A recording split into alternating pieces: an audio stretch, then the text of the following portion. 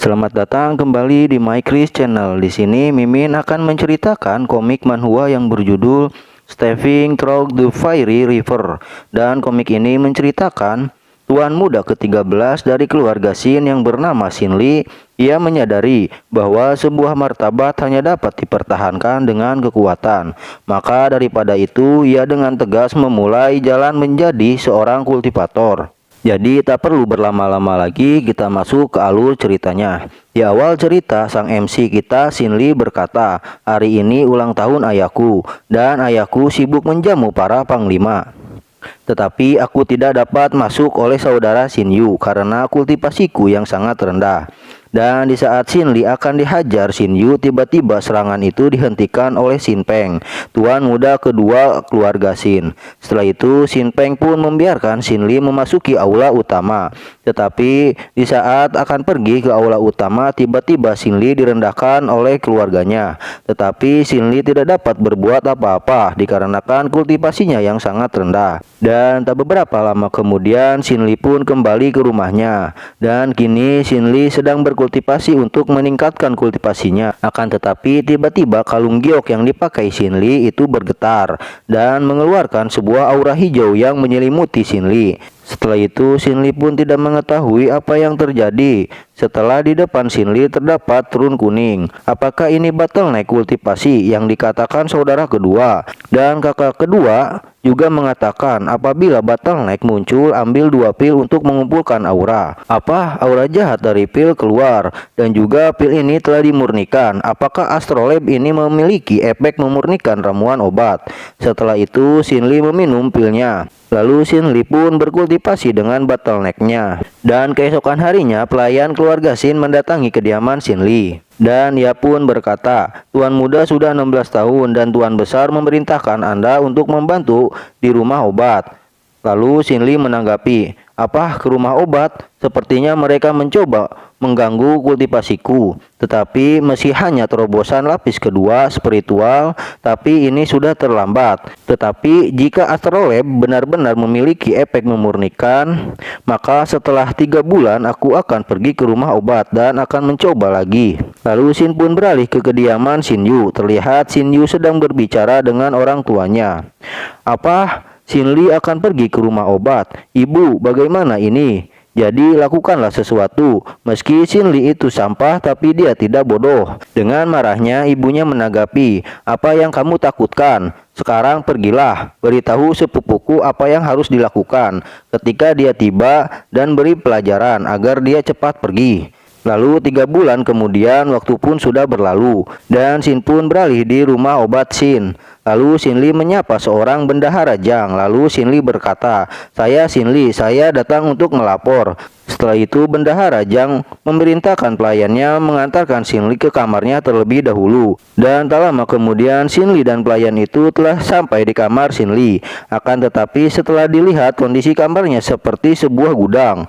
Lalu pelayan itu berkata, "Tuan muda, saya akan membantu Anda membersihkan kamarnya." Setelah itu istri dari bendahara Jang berteriak kepada pelayan itu. Lalu pelayan itu menanggapi, "Nyonya bendahara, ini tuan muda ke-13 ada di sini." Tetapi pelayan itu dikejutkan oleh tanggapan Shin Lee atas kondisi kamarnya. "Ini seperti tempat penyimpanan kayu bakar. Apa ini tidak salah?" Dengan muka menyebalkan nyonya bendahara menanggapi sembari menghampiri Shin Lee, "Sekarang kau cepat cuci ember dan ambil air hangat karena di sini sangat dingin. Karena kamu di sini hanya bisa mengerjakan pekerjaan tukang. Itu disebabkan kamu tidak dapat melakukan tugas alkimia dengan kultivasi rendahmu. Dan juga untuk tempat tinggalmu di gudang kayu ini itu tidak buruk, jadi kamu jangan mengeluh." Tetapi dengan tatapan marahnya Shin Lee berkata, "Lepaskan tangan kotormu babi gendut." Lalu nyonya bendahara menanggapi, "Apa kau marah? Apa kau benar-benar berpikir dirimu adalah tuan muda? Kau hanyalah seorang sampah." Karena ucapan Shin Lee tidak digubris untuk melepaskan cubitan di pipinya, dengan cepatnya babi gendut itu dihempaskan sampai-sampai babi gendut itu menghantam barang-barang di belakangnya. Setelah itu Shin Lee bergumam bergumam, meskipun keluar dengan kemarahan, aku masih belum bisa mengontrolnya. Tetapi aku selalu merasa ada sesuatu yang berbeda. Tak lama kemudian Bendahara Jang menghampiri Xin Li karena mendengar sebuah keributan, dan ia berkata, "Apa yang terjadi di sini?" Xin Li menanggapi, "Bendahara Jang, istrimu bilang berdasarkan aturan klan Xin, aku membantu sebagai tukang.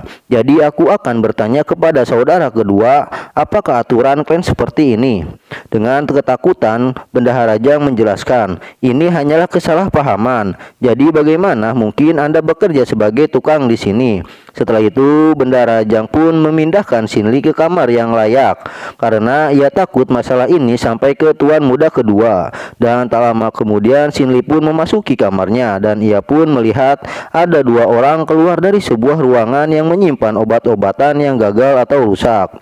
Setelah itu, Xin Li pun memasuki ruangan itu dan alangkah dikejutkannya, Xin Li melihat tumpukan pil-pil yang gagal. Dan tak lama kemudian Xin Li mengambil salah satu pil yang gagal itu, lalu ia memurnikan pil itu menggunakan skill astrolabnya. Dan tanpa diduga, pil yang tadinya rusak kini sudah menjadi pil yang dapat digunakan. Tetapi setelah dicoba berkali-kali lagi, percobaan itu pun gagal dan gagal lagi untuk memurnikan pilnya.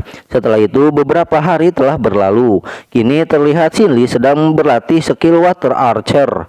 Terlihat es berbentuk panah itu melesat ke sebuah pohon dan mengakibatkan pohon itu berlubang. Dan setelah itu Xin Li pun bergumam, "Jika aku dapat melakukan dengan instan, apakah aku bisa mempelajarinya?" Tetapi sayangnya pemurnian pil tidak berjalan lancar. Setelah beberapa hari ini aku hanya bisa dapat memurnikan satu pil. Jadi sekarang aku harus bekerja keras. Sementara itu, Xin pun beralih ke kediaman Xin Yu. Terlihat Xin Yu dengan marahnya ia berkata, "Apa? Xin Li benar-benar jadi sombong." Lalu Bendahara Jang berkata, "Sepupu, kamu harus memberi perintah. Bajingan kecil itu telah menyakiti istriku dan mengancam akan membunuh kita." Ibu Xin Yu menanggapi perkataan Bendahara Jang untuk memerintahkan Xin Yu memberi pelajaran ke Xin Li. Setelah itu dengan mengkeretekkan jari-jarinya, Xin Yu berkata, "Ah, sampah itu tidak tahu diri, jadi aku akan menghajarnya dan mengusirnya." Dan keesokan harinya terlihat Xin Li sedang merapikan sebuah buku, dan ia pun dikejutkan oleh sebuah buku teknik yang ingin ia pelajari. Namun sang pelayan melarangnya karena buku yang ingin Xin Li pelajari itu biasanya dirapikan oleh penjaga toko. Akan tetapi di saat Xin Li berbincang dengan pelayan, tiba-tiba ia dikejutkan atas kedatangan Xin Yu dengan berteriak, "Sialan, cepat keluar kau sampah, jangan berpura-pura tuli, dan apa yang kau lakukan pada bibiku?" Dengan tatapan seriusnya Xin Li menanggapi, "Apa yang aku lakukan?" Xin Yu menjelaskan, "Dia itu adalah kerabatmu, apa yang kamu lakukan sama saja dengan pemberontakan." "Dia adalah kerabatmu Xin Yu, bukan kerabatku." Dengan menggertakkan giginya Xin Yu menjawab, "Beraninya memanggil dengan namaku. Sebagai saudara aku harus mendisiplinkanmu." Sembari mengingat apa yang dilakukan Xin Yu terhadap Xin Li di masa lalu, Xin Li menanggapi, "Apanya yang kau maksud saudara?" Dengan mengeluarkan auranya, Xin Yu berkata, "Dasar kau sialan." Dan tak lama kemudian Xin Yu pun menyerang Xin Li. Akan tetapi Xin Li tidak tinggal diam dan ia pun bergegas mengeluarkan sihir esnya dan seketika langsung menyerang Xin Yu. Dan dengan terkejut Xin Yu bergumam sembari melihat Xin Li yang mengeluarkan aura biru yang berada di sekelilingnya. "Apa? Menembus lapisan kedua roh? Pantas saja dia begitu sombong." Dan tak lama kemudian Xin Yu pun mengeluarkan kembali auranya sembari berkata, "Hanya lapisan kedua, maka aku akan memperlihatkan lapisan ketiga padamu. Dan perbedaan yang tidak bisa kamu atasi." Akan tetapi tanpa butuh waktu lama, Xin Li pun langsung menyerang kembali Xin Yu, tetapi serangan Xin Li dapat ditahan oleh perisai aura. Setelah menerima serangan kembali dari Xin Li, dengan terkejut Xin Yu bergumam, "Mustahil, panah airnya bagaimana bisa secepat itu?" Sementara itu Xin Li memperhatikan Xin Yu yang menggunakan perisai aura dan ia bergumam, "Dengan menggunakan perisai aura cukup besar memakan energi untuk mempertahankan perisai sepanjang waktu, maka itu dengan kekuatan Xin Yu tidak akan bertahan lama." Lalu Xin pun berpindah ke para penonton. Terlihat penonton berkata, "Bukankah itu tuan muda ke-13 seorang sampah? Tapi tuan muda ke-9 terlihat sangat kesulitan melawannya." Setelah mendengar percakapan para penonton, dengan sangat marahnya Shin Yu mengeluarkan fireball sembari berkata, "Shin Lee, aku akan membunuhmu hari ini." Akan tetapi sebelum sempat melancarkan serangannya, Shin Lee menanggapi, "Apakah begitu? Tapi kau sudah kalah." Dan tak lama kemudian panah es Shin Lee menyerang fireball Shin Yu, lalu menciptakan ledakan yang cukup kuat. Sampai-sampai Shin Yu terpental dari ledakan itu. Tetapi dengan tanpa rasa tidak tahu malu, Shin Yu berkata, "Shin Lee, kau mencoba membunuh saudaramu. Jadi aku akan melaporkan ini kepada ayah karena kamu tidak menghormatiku." Shin Lee menanggapi, "Apa yang kau bilang? Mencoba membunuh saudaranya? Jelas-jelas kau yang memprovokasiku terlebih dahulu. Jadi apa kau takut sekarang dengan seorang sampah sepertiku? Dan juga beritahu saja ayah, aku akan menemuinya." Dan tak beberapa lama kemudian Shin pun dialihkan ke aula utama keluarga Shin. Terlihat dengan air mata buayanya, ibu Shin Yu menangis karena anaknya disakiti. Sementara itu para tetua keluarga Shin berkata, "Apa Shin Yu dipukuli oleh tuan muda ketiga? Tuan muda sampah itu memang tuan muda sampah itu tidak tahu diri." Lalu sembari menunduk, Shin Lee bergumam, "Aku tidak percaya bahwa dengan cara ini aku bisa bertemu dengan ayah." Dan tak lama kemudian ibu Shin Yu memohon kepada kepala keluarga, "Tuan, Anda harus memutuskan hukuman untuk Shin Lee." Lalu Tuan Shin menanggapi, "Bangunlah dan bicara. Kenapa malah kau menangis? Dan juga kenapa kalian sesama saudara berkelahi? Ini sangat memalukan, Yu'er." Dan sebelum melanjutkan perkataannya, Shin Peng menjelaskan sembari membisikkan ke ayahnya, adik ke-13 yaitu Shin Lee. Ternyata karena Shin Lee seorang sampah, sampai-sampai ayahnya sendiri lupa dengan nama anaknya. Lalu Tuan Shin melanjutkan perkataannya, "Hai kau nak, kenapa kamu melukai saudaramu?" Dengan rasa hormat sambil bersujud, Shin Lee memberi hormat. Lalu setelah itu Shin Lee bergumam, "Ayah bahkan tidak ingat kepadaku. Shin Yu telah memprovokasiku dan aku hanya melindungi diriku, dan silakan ayah periksa." Karena tidak suka anaknya di pojokan, ibu Shin Yu menanggapi, "Omong kosong, jelas-jelas kamu tidak suka dengan Shin Yu, lalu kau menyerangnya." Lalu dengan tatapan marahnya Shin Lee berkata, "Dasar kau pembohong." Akan tetapi ibu Shin Yu menapik perkataan Shin Lee dengan menunjuk Shin Lee. Ia berkata, "Anakku Shin Yu berdarah dan jelas kau yang lebih dulu menyerangnya.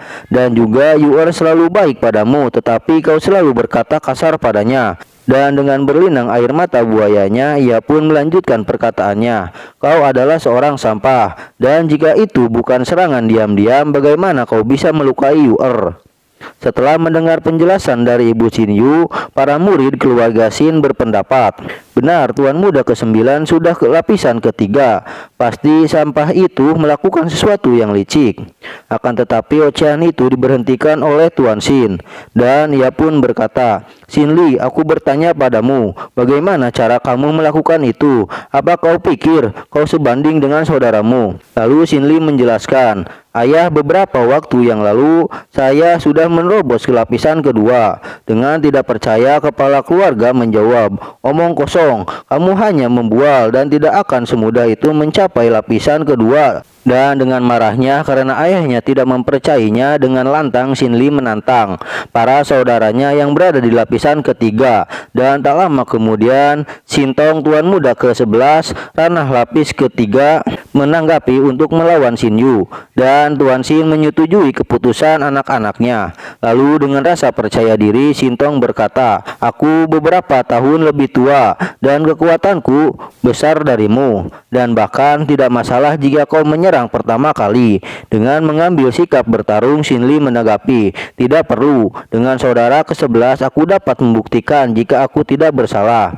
Lalu Shin Tong berkata, "Ah, sungguh sangat percaya diri, tapi beberapa mantra yang sudah kau pelajari?" Shin Lee menjawab, "Hanya satu mantra, yaitu panah air." Dengan sombongnya Shin Tong menanggapi, "Benar-benar luar biasa." Dan Shin Lee menjelaskan, "Aku sudah berusaha berlatih keras, jadi jika saudara ke-11 terluka, jangan salahkan aku." Dan tak lama kemudian Shin Tong pun mengeluarkan fireball-nya. Lalu ia menyerang Shin Lee seraya berkata, "Aku mengerti, jadi rasakan ini." Setelah itu Shin Lee melihat serangan Shin Tong seraya bergumam, "Ini lebih lambat dari serangan Shin Yu." Dan tak lama kemudian Shin Lee pun mengeluarkan panah airnya lalu langsung menyerang Shin Tong. Dan karena serangan Xin Li hampir mengenainya dan bergerak sangat cepat, itu pun membuat Xin Tong sangat terkejut. Dan tak berhenti dari itu, Xin Li pun bersiap kembali mengeluarkan panah airnya, dan ia pun berkata, "Karena mantra tidak memiliki mata, maka aku harap saudara ke-11 berhati-hati." Karena mendengar Xin Li meremehkannya, Xin Tong pun mengeluarkan kembali fireball-nya. Tetapi tanpa diduga, Xin Li sudah melesatkan panah air yang mengenai bahu kanan Xin Tong dan membuat Xin Tong dapat dikalahkan. Setelah melihat Xin Tong dikalahkan, Xin Peng bergumam, "Xin Li, kamu memiliki kekuatan itu di lapis kedua, maka tidak ada lagi yang bisa menyebutmu seorang sampah." Lalu Tuan Xin pun menanggapi kekuatan Xin Li sebari bergumam, "Kemampuan untuk menggunakan mantra sangat hebat dan bisa dikatakan itu kualitas yang langka. Sungguh sangat disayangkan bahwa usia praktik yang sesuai telah terlewatkan." Dan tak beberapa lama kemudian, setelah menjelaskan bahwa Xin Li tidak bersalah, kini dengan rasa hormat Xin Li berkata, "Jadi ayah tolong putuskan." Saudara pertama menjelaskan kepada Tuan Xin, "Ayah, saudara ke-13 terbukti itu bukan serangan diam-diam, tetapi saudara ke-13 melukai saudaranya, dan itu sesuatu yang salah, dan juga aku takut kelak seperti ini diikuti oleh yang lain, kecuali dia diberi hukuman keluarga." Lalu dengan tegasnya saudara pertama menjelaskan kembali, siapapun yang melukai saudaranya sendiri itu melanggar peraturan keluarga. Dan untuk yang tadi barusan itu untuk identifikasi apa kau menyerang diam-diam atau kau tidak puas dengan hukuman Clan Xin. Dengan rasa hormat Xin Li menanggapi, "Namun saya hanya berharap untuk memeriksa masalah ini." Tetapi dengan tatapan intimidasi, saudara pertama berkata, "Apa kau juga tidak puas dengan kata-kata saudaramu ini?" Setelah itu saudara pertama berkata kepada ayahnya untuk memberikan keputusannya saat ini. Kemudian sembari memperhatikan Xin Li, Tuan Xin bergumam, "Tidak punya bakat dan tidak peduli seberapa hebatnya kemampuan untuk merapal mantra. Sungguh layak dipanggil sampah." Setelah itu Tuan Xin menjelaskan keputusannya. "Nak, saudara pertama benar. Kamu tidak disiplin dan tidak punya rasa hormat. Dan menurut aturan Clan Xin menghukum kamu dan Xin Yu selama setengah tahun. Dan juga obat dan uang dipotong setiap bulan. Dan kau Yuer terluka, kembali ke rumah untuk memulihkan diri. Dan juga tidak perlu datang ke rumah obat selama 6 bulan. Dan untukmu, kau dihukum kerja paksa selama 6 bulan. Jadi pikirkan apa artinya menjadi anak manusia yang berbakti."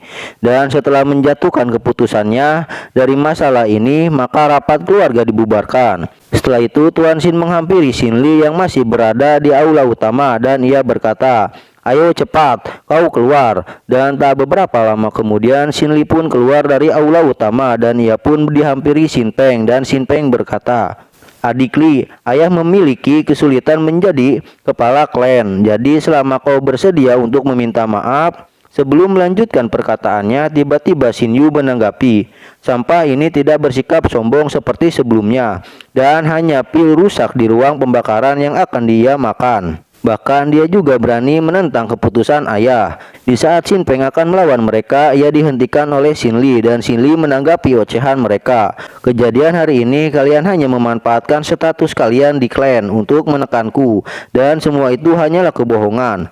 Saudara pertama menjawab, "Terus kenapa? Jangan pikir kau berhasil menembus lapis kedua dan bersikap sombong, karena kau bukan apa-apa di klan Xin." Setelah itu Xin Li menanggapi, "Bahkan jika aku pergi dari klan Xin, aku Xin Li akan tetap hidup, karena aku bukan penjilat seperti kau."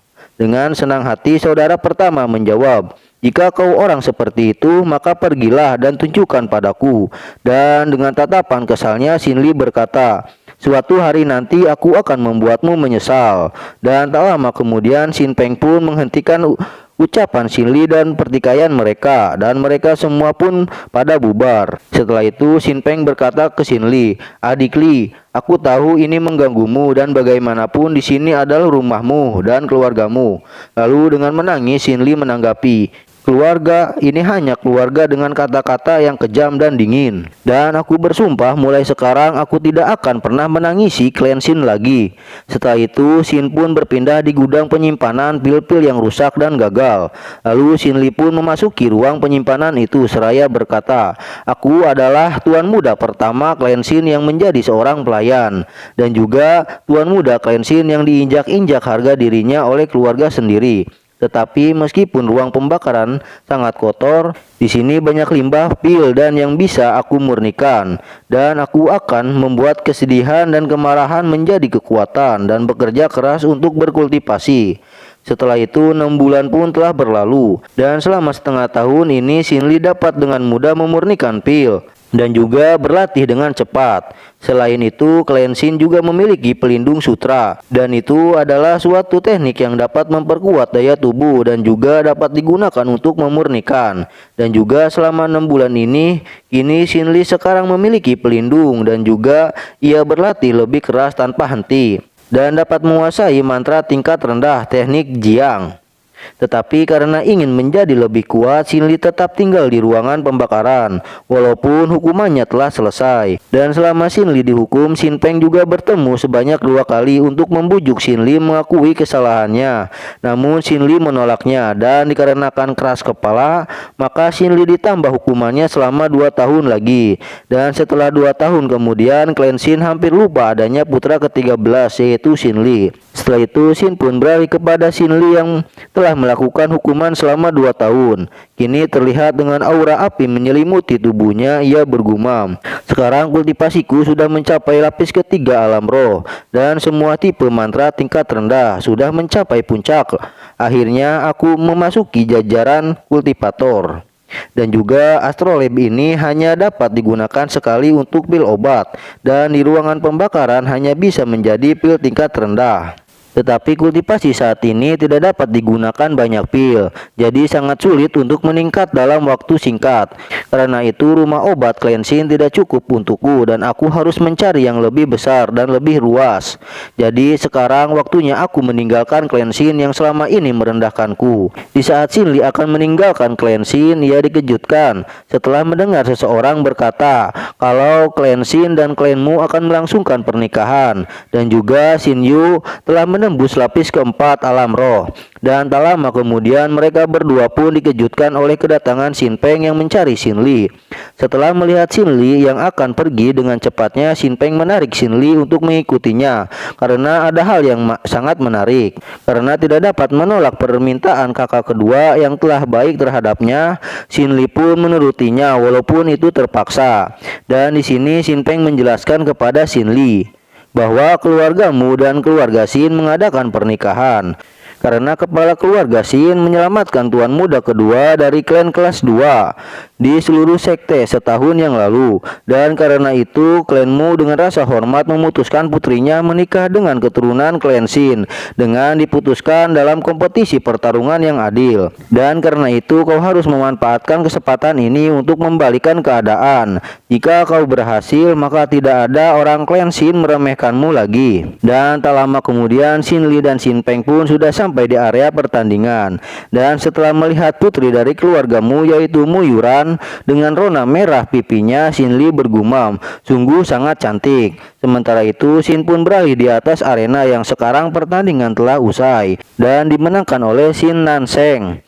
Dengan senyumnya kepala keluarga Shin berkata, "Saudaraku, bagaimana anak ini? Shinan cukup baik, tetapi kita harus tetap santai melihat yang lainnya terlebih dahulu."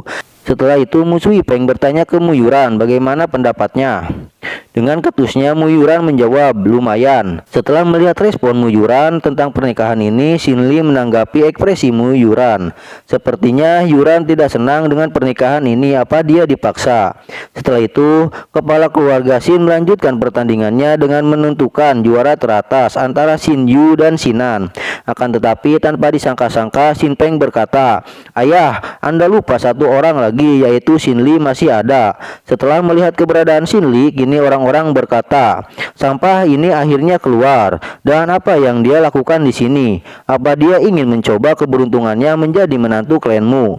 Sementara itu, setelah mendengar perkataan Sin Peng, dengan marahnya kepala keluarga Sin berkata, "Sin Peng, kau jangan main-main." Tetapi dengan memohon, Sin Peng berkata, "Ayah sebaiknya beri kesempatan kepada Sin Li."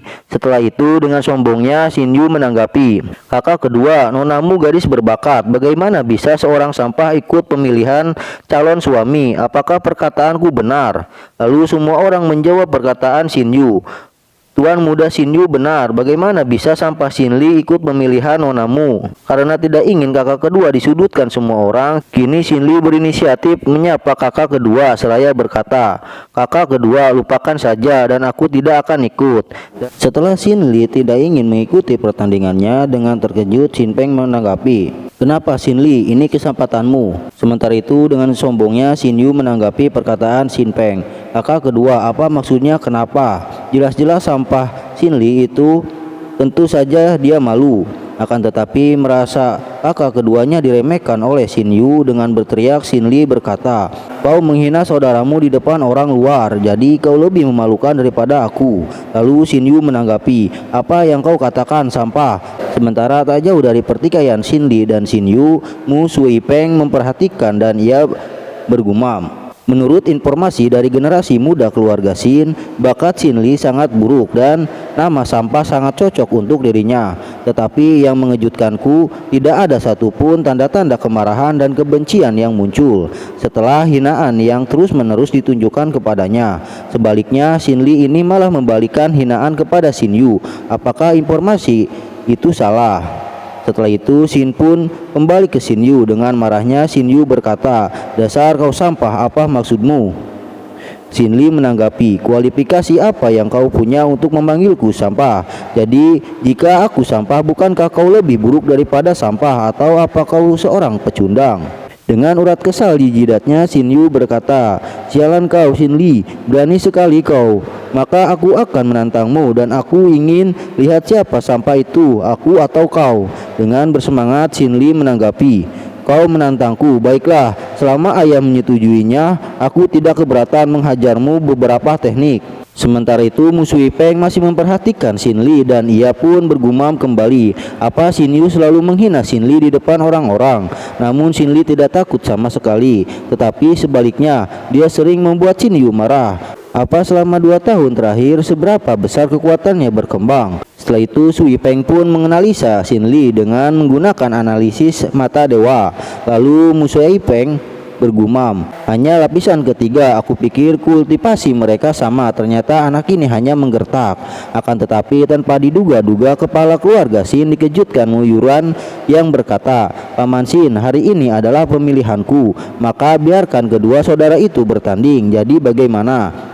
Dengan menghela napas kepala keluarga Sin menanggapi, "Baiklah, jika Anda berkata seperti itu, aku akan mengizinkannya." Setelah itu kepala keluarga Sin berkata kembali, "Pertarungan berikutnya adalah Sin Li dan Sin Yu.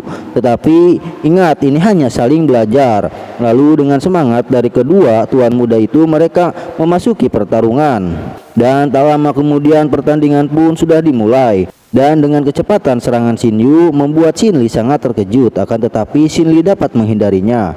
Tetapi tanpa tinggal diam, Sin Yu pun langsung mengeluarkan fireball-nya dan langsung menyerang Sin Li. Dan beruntungnya Sin Li dapat menghindarinya. Lalu Sin Li bergumam, ternyata Sin Yu jauh lebih baik dari 2 tahun yang lalu. Dan setelah itu Sin Yu pun menyerang kembali Sin Li secara bertubi-tubi, tetapi Sin Li pun dapat menghindari semua serangan Sin Yu. Sementara itu setelah melihat Sin Li ditekan terus-menerus oleh Sin Yu, kepala keluarga bergumam, sepertinya Sin Li akan kalah. Lalu Sin pun beralih kembali di pertarungan. Setelah menghindari semua serangan Sin Yu, kini Sin Li sambil mengeluarkan auranya ia berkata, "Di saat pertarungan kau bahkan tidak mengerti situasinya, maka kau tidak layak bertarung denganku." Setelah itu pasir hisap pun muncul di bawah kaki Sin Yu, dan dengan cepatnya Sin Yu melompat untuk menghindari dari pasir hisap itu. Akan tetapi tanpa memberi Shin Yu kesempatan, kini Shin Lee pun mengeluarkan kembali skillnya yang bernama Spirit Lilitan, dan dengan cepatnya tumbuhan menjalar melilit kaki Shin Yu lalu menarik Shin Yu masuk ke pasir hisap. Setelah itu Shin Lee pun mengeluarkan kembali tumbuhan merambatnya, dan kini kaki, tangan, dan tubuhnya dililit oleh tanaman merambat itu. Dan tak lama kemudian seraya mempermainkan Shin Yu, dengan senyumnya Shin Lee berkata, "Sebaiknya kau menggunakan pelindung Reiki sekarang." Setelah itu Shin Lee pun melancarkan serangan panah air itu, dan kemudian Shin Yu pun menahan panah air Shin Lee dengan menggunakan pelindung Reiki. Tetapi tanpa memberi waktu lebih, Shin Lee langsung memperkuat lilitannya untuk menghilangkan pelindung Reiki Shin Yu. Dan tak lama kemudian dengan cepatnya Shin Lee menerjang Shin Yu menggunakan skill anginnya. Dan setelah berada di depan Shin Yu, dengan kekuatan Shin Lee menghajar Shin Yu, sehingga dampak dari serangan Shin Lee memuntahkan seteguk darah dari mulut Shin Yu. Dan setelah menerima pukulan dari Shin Lee, kini Shin Lee menyerang kembali Shin Yu dengan pasir hisapnya. Lalu dengan mengeluarkan kembali panah airnya, Shin Lee memerintahkan kembali untuk Shin Yu menggunakan pelindung Reiki. Dan setelah itu Shin Lee menyerang Shin Yu. Setelah dapat menahan kembali serangan Shin Lee dengan terengah dan berkeringat dingin, Shin Yu bergumam. Serangan Shin Lee menunjukkan perpaduan yang luar biasa dan kombinasi yang kuat antara 5 mantra dan ilmu pengetahuan, dan juga penampilan fisik yang hampir sempurna. Lalu Shin pun beralih ke Shin Lee. Sembari menatap Shin Yu yang kelelahan, kini Shin Lee berkata, "Sudah 2 kali, jadi sekarang kau tidak punya kekuatan lagi." Setelah itu Shin Lee pun mengeluarkan kembali pohon merambat itu dan membuat Shin Yu terlilit oleh pohon merambat itu. Dan tak lama kemudian, kini dengan senyum kemenangan, kini Shin Lee mengeluarkan fireball seraya berkata, "Akhirnya aku akan mengajarimu sebuah trik, karena orang dengan kondisi rendah tidak selalu lemah, namun kemampuan terkadang lebih penting." Setelah itu Shin Lee pun melepaskan fireballnya untuk menyerang Shin Yu, dan dengan cepatnya Shin Yu mengeluarkan pelindung Reiki. Namun karena kekuatan Shin Yu telah terkuras, maka pelindung Reiki Shin Yu tidak sekuat pelindung sebelumnya, sehingga fireball dari Shin Lee dapat menghancurkan pelindung Reiki Shin Yu, dan fireball itu langsung menghantam tubuh Shin Yu. Dan kini Shin Yu pun mengeluarkan kembali seteguk darah dari mulutnya, dan ia pun terhempas cukup jauh. Sementara itu, setelah melihat kekuatan Shin Lee yang sekarang, para penonton berkata dengan terkejut, "Apa? Shin Lee ini menjadi sangat hebat. Bagaimana bisa mempelajari mantra yang luar biasa? Apakah dia masih Shin Lee si pengecut dan sampah itu?" Dengan raut muka menyesalnya dan bertanya-tanya dalam pikirannya, ia berkata, "Sebagai seorang ayah, aku tidak tahu apa-apa tentang dia, dan dia diperlakukan sebagai sampah. Jadi bagaimana ini bisa terjadi, dan bagaimana dia bisa melatih kekuatannya? Apakah dia adalah jenius sejati, dan itu sebuah mukjizat, dan seharusnya aku tidak mengabaikannya." Sementara itu Mu Sui-peng pun berpendapat seraya memperhatikan, dan ia pun bergumam, "Jika ada menantu dengan kekuatan itu, aku tidak peduli jika dia tidak masuk ke dalam klan manapun, karena itu sudah cukup. Dan apabila dia diberi beberapa waktu untuk berlatih, dia pasti akan menjadi orang terkuat di wilayah utara." Akan tetapi lamunan Mu Sui-peng dikejutkan oleh Mu Yuran membisikkan sesuatu kepadanya. Lalu dengan senangnya Mu Sui-peng berkata, "Nah, ternyata kekuatan Shin Lee sangat mengejutkan." Dengan menghela napas, kepala keluarga Shin bergumam, "Untungnya Nona Yuran senang atas ini. Tetapi aku sebelumnya khawatir Nona Yuran tidak suka dengan pernikahan ini." Setelah itu Tuan Shin bertanya, "Jadi apakah Nona Yuran sudah punya menemukan calonnya?" Dengan cepatnya Mu Sui-peng menanggapi, "Mungkin Shin Lee yang paling cocok." Setelah itu Tuan Shin pun menyampaikan keputusannya bahwa Nona Yuran sudah menemukan pilihannya kepada Shin Lee. Akan tetapi dengan rasa hormat Shin Lee menanggapi, "Ayah, aku minta maaf sebelumnya. Aku tidak bisa menyetujui tentang pernikahan ini." Dengan marahnya Tuan Shin berkata, "Apa yang kau bicarakan?" Kemudian Shin Lee mengulangi perkataannya, "Aku mengatakan aku tidak menyetujui pernikahan ini." Akan tetapi tanpa tinggal diam Tuan Shin memarahi keputusan Shin Lee. "Sialan kau, tidak bisa menjawab ya atau tidak, dan aku pastikan aku tidak akan menghukummu. Tapi kau harus cepat minta maaf kepada nonamu, jika tidak Sebelum melanjutkan perkataannya, Xin Li menanggapi, "Lalu bagaimana jika tidak? Atau Anda akan membunuhku, ayah?" Lalu sebelum masalah melebar, Xin Peng menghampiri Xin Li. "Adik, apa yang kamu lakukan? Beraninya kamu bicara seperti itu kepada ayah?" Xin Li menjawab, "Kakak kedua, aku sudah punya rencana dan aku takut akan mengecewakanmu kali ini, kakak." Dan tak beberapa lama kemudian Xin Li pun menjelaskan kembali kepada ayahnya, "Ayah, hari ini aku datang bukan untuk ikut pemilihan calon suami dari nonamu, tetapi aku ke sini untuk berbicara. Aku akan keluar dari klan Xin." Tetapi tanpa diduga ada insiden yang tak terduga dan membuat nonamu salah paham. Jadi junior ini minta maaf dengan apa yang sudah terjadi. Lalu Yuran menanggapi dengan kesalnya, "Minta maaf, aku tidak ingin bertanya padamu, tetapi apa aku tidak layak denganmu, jadi kau menolak di depan umum. Jadi jika kau tidak menjelaskan yang sebenarnya, jangan harap kau bisa pergi." Setelah itu Yuran pun melepaskan kekuatannya dengan penuh tekanan yang sangat besar, sehingga membuat Tuan Xin keringat dingin. Akan tetapi di sini sembari menahan tekanan dari Yuran, Xin Li menjelaskan, "Nonamu, Anda tidak perlu khawatir. Bukan Nona yang tidak layak, tetapi aku yang tidak layak dengan nonamu." Tetapi karena tidak puas dengan alasan Xin Li, kini Yuran pun menambahkan kembali tekanan kekuatannya. Lalu ia berkata, "Apa kau tidak mau jujur?" Lalu Xin Li menanggapi, "Maaf nonamu, jika kali ini aku benar-benar ikut pemilihan pernikahan ini, lalu apa yang akan nona dapatkan?" Dengan terkejut, Yuran menjawab, "Ini semua menurut keinginan orang tua." Tetapi dengan tegasnya Xin Li menanggapi, "Dengan kata lain, nonamu tidak benar-benar setuju dengan pernikahan ini hanya karena balas budi nyawa orang tua." Yuran menanggapi, "Tetapi ini karena aku belum menemukan calon suami yang tepat."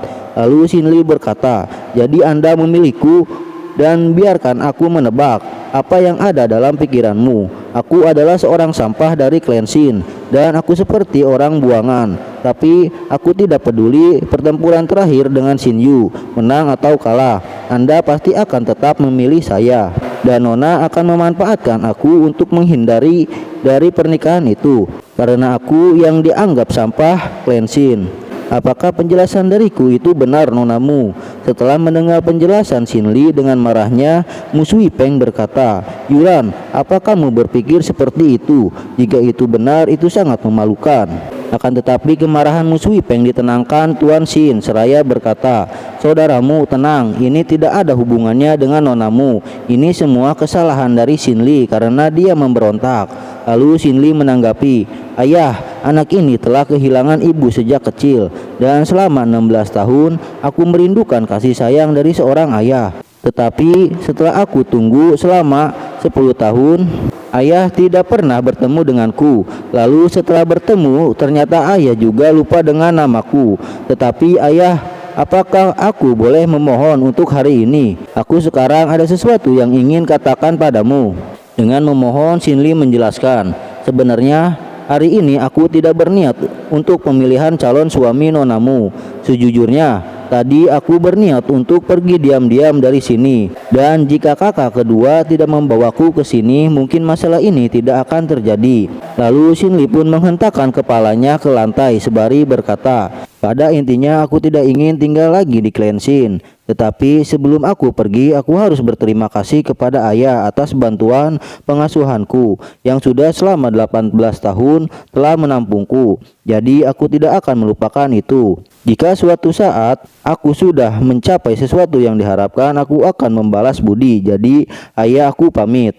Setelah mencurahkan apa yang Xin Li pendam selama ini, kini Xin Li pun meninggalkan klan Xin. Sembari berlalu pergi, Xin Li bergumam, "Aku lelah dengan perlakuan anggota klan, dan aku juga lelah dengan kejamnya aturan klan. Sekarang aku hanya ingin sepotong kebahagiaan. Bahkan jika itu berada di langit tertinggi, aku akan terus mencari itu. Dan juga di masa depan, Xin Peng sahabatku, dan di masa depan Xin Yu adalah ambisiku." Dan tak beberapa lama kemudian Xin pun berpindah di kota kuno Sang Yuan. Di sini terlihat Xin Li sedang mencari sebuah rumah. Tetapi sungguh disayangkan, Xin Li tidak mempunyai banyak batu spirit. Dan juga dengan mengganti dengan pil obat itu sungguh sia-sia karena pedagang itu tidak menginginkan pil. Setelah mengetahui itu, Xin Li berlalu pergi sembari bergumam, tidak punya uang, kedudukan, dan tidak punya kekuatan atau status di dunia luar benar-benar lebih kejam. Kan tetapi tak jauh Xin Li berjalan, tiba-tiba Xin Li dikejutkan oleh seseorang pria berkata, "Anak muda, apa kamu butuh batu spiritual?" Xin Li menanggapi, "Apa yang kau katakan?" Pria itu menjawab, "Apakah kau baru pertama kali datang ke sini dan tidak tahu tentang aturan di sini?" Lalu Xin Li berkata, "Apa yang akan kau lakukan? Aku tidak datang untuk pertama kalinya. Dan apa yang akan kau lakukan padaku?" Dan tak beberapa lama kemudian, setelah bernegosiasi tentang harga satu pil dengan 2 batu spirit, kini Xin Li pun mengikuti orang itu pergi ke kediaman pria itu. Walaupun dengan hati Xin Li tidak mempercayai pria itu, dan ia pun mewaspadai pria itu dengan memperhatikan gerak-geriknya. Setelah berjalan beberapa lama, kini Xin Li sudah sampai di depan rumah kediaman pria itu.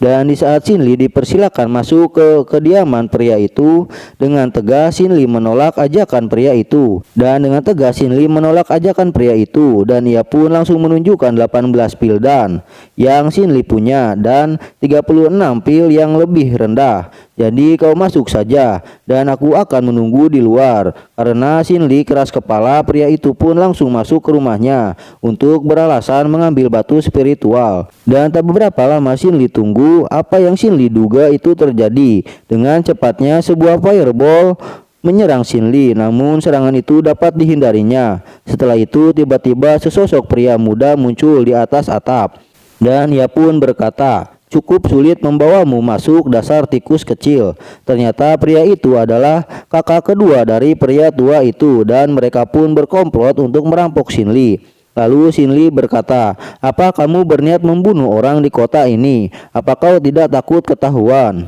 Dengan seramnya pria itu menjelaskan, "Kau kira aku takut membunuhmu, dan kau benar-benar tidak tahu apa-apa bahwa di kota ini yang kuat yang berkuasa, dan kau juga tidak tahu bahwa di sekitar sini banyak biksu yang disewa, dan para biksu itu sudah memasang penghalang di sini, jadi tidak akan ada yang bisa menyelamatkanmu." Setelah mendengar penjelasan pria itu, dengan cepatnya Xin Li mengeluarkan skill Hawk Eye. Dan skill itu dapat menimbulkan tipuan mata dan melakukan serangan. Lalu dengan cepatnya Xin Li melancarkan panah airnya ke pria tua itu, dan dengan seketika panah air itu menembus tubuh pria itu. Tetapi pria itu tidak terluka dari serangan Xin Li dikarenakan pria muda itu menolongnya dengan menggunakan simbol arai.